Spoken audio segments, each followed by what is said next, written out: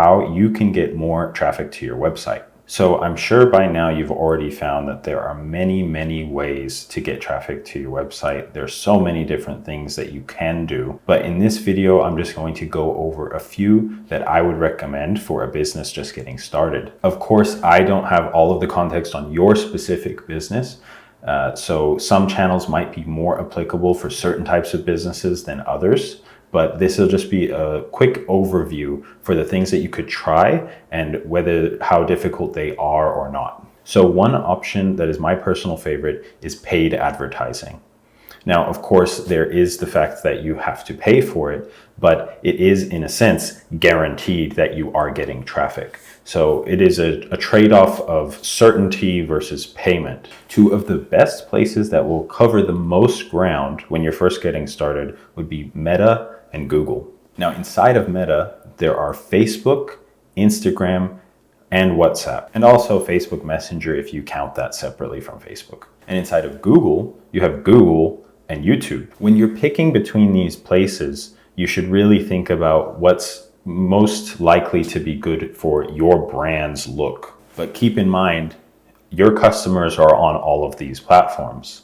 Facebook has over 3 billion users. Instagram has over 2 billion users. WhatsApp also has over 3 billion users. Google has 5.9 million searches per minute. And YouTube has almost 2.5 billion users. So your customers are definitely on all of these platforms. They are too large for them to not be. But you have to think about where it makes sense for your customers' timing or where they are at that moment when they're on these platforms to contact you. No matter whether you go with Meta advertising or Google advertising, the budget is really quite flexible. So whether you have a small budget or a large budget, you will be able to make it work for your business. But here is a key difference and why I say you need to consider where your customer is in their journey or what they're doing at that moment. Facebook or Meta type advertising would be known as interruption-based advertising, while Google advertising would be a mix of interruption as well as intent-based. Because if we think about what a person is doing while they're on Facebook, Instagram, WhatsApp, they are browsing, they're messaging family members or friends. YouTube, people are looking for information or entertainment, but they are looking for something. Now, when you show your ad in the middle of their YouTube video, you are interrupting them, but it is slightly different from Meta's. Because on Meta, you are injecting your ad in between, let's say, a nice photo of a coffee shop that they'd like to visit, a photo of their cousin, whatever it is, you are now injecting it in the middle, and they might be interested in your product, but they were not looking for your product. So it is a different type of advertising. Now, maybe they'll be very happy that they've found out about your product. I hope so. What about on YouTube? Perhaps they were looking up videos of how to change a tire, and now your tire shop shows up in the pre-roll ad before they watch that video. Now that is more relevant, right? And now the next level, which would be even more direct, would be the intent-based, which would be a normal Google search. So if somebody is searching for a tire shop near them, and yours is now pushed to the top because you are paying for Google search ads, now that is a fully relevant placement. So that covers the basic paid advertising places you can go.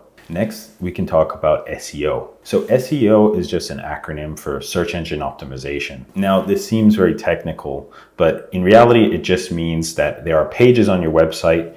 Google checks your website for what is there, and then it knows now, oh, this is a website for a tire shop. They do oil changes as well, it looks like. So when people search for oil changes in New York, I'm going to populate this as one of the results because it does contain that in the data. Now, how can you apply this to rank for more terms or be more relevant for the people that are searching for you? Well, for example, maybe you have a blog where you share tips so that customers could even do their own basic servicing without your help.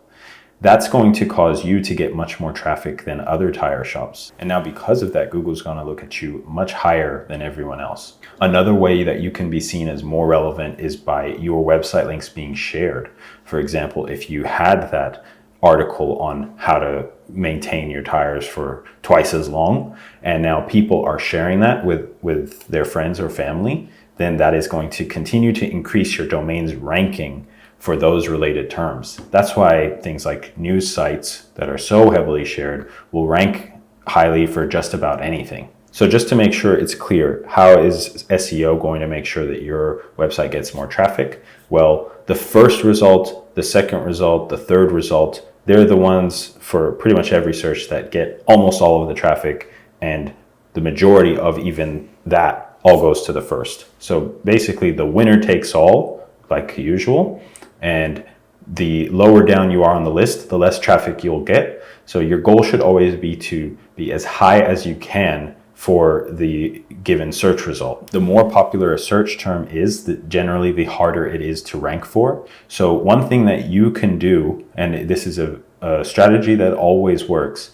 is do your best to rank for long tail search keywords. Again, this sounds like some very specific or industry jargon, but really it just means a very specific search. So for example, instead of saying just website design Los Angeles, maybe it's going to be website designers for dentists who live in Miami. It's just a more specific search. And now because there are less searches for that term, now less people are fighting for that term. So you can rank for it more easily.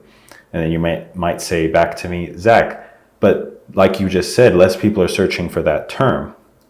Absolutely. But now maybe you can make 10 blog articles, and this is obviously harder work than just making one, but you can now stack all of them. Maybe you'll make an article about website design for dentists who live in Miami, website design for chiropractors who live in Miami, website designers for auto shops who live in Miami. Like, that's the point, is you would just make more articles rank for these long tail search terms and just keep adding on to them. And then before you know it, you have nearly as much traffic as the larger terms. And these more specific terms are now going to continue to increase your domain's authority because of all the traffic you're getting. And you might end up actually ranking for some of those more popular terms and then get way more traffic again. Now, just to restate, all of that advice was for organic SEO, which is separate from paid SEO, which was what I talked about with the Google search ads. And now another method would be organic social media. So this would be, for example, posting on your Facebook, posting on your Instagram, making YouTube videos, and so on and so forth. But one thing I want you to keep in mind is that organic needs to be treated differently than paid ads. You can't just go and make an Instagram account and immediately start saying, hey, go buy my stuff, or hey, come to my tire shop, because people are not there to be advertised to. That's why the interruption-based ads are a little bit harder. So if you're going to do it organically, you have to be a little bit more social, and you have to work towards long-term sales. Like perhaps if you are a business coach, you're going to go around to different people's profiles and just give advice. You have to build up equity, be sociable with people, and over the long term, they are just going to follow you, and then you will get business as a derivative from that because your link is in your bio. Every now and then you can make a post that is a more direct promotion, but you do need to give something first, which is attention or appreciation to the person, and then they will give you back eventually, because we're humans, we like to reciprocate. Eventually, when they are thinking, hey, their free advice was actually really good, so I wonder what it would be like if I paid them. And so that should always be the mindset that you go into organic social media with when you want to build up long-term traffic for your business. It is not something that you can do the same day. I mean, you can do it the same day, but it's just much harder, and you should expect less of it because It's just like if I walked up on the street and just said, hey, want to be friends? And then I tried to sell you something right away. That's not as nice, right? But if I have a uniform on, and this would be like, organic versus paid. If I walk up to you and I have a uniform on and I just say, hi, would you like to buy this new window washing fluid that we have? It's not as insulting as somebody who walks up, pretends to be friendly, and then asks you to buy something right away. You need to wait a little while. Well, I know I went over these very quickly, but as I'm sure you might understand, doing any one of these channels is something that requires a lot of patience, a lot of hard work. So of course, any one of them could also take many, many hours to explain how to do properly. I just wanted to make this quick video to give an overview of these different methods so that hopefully you can start trying some of them out.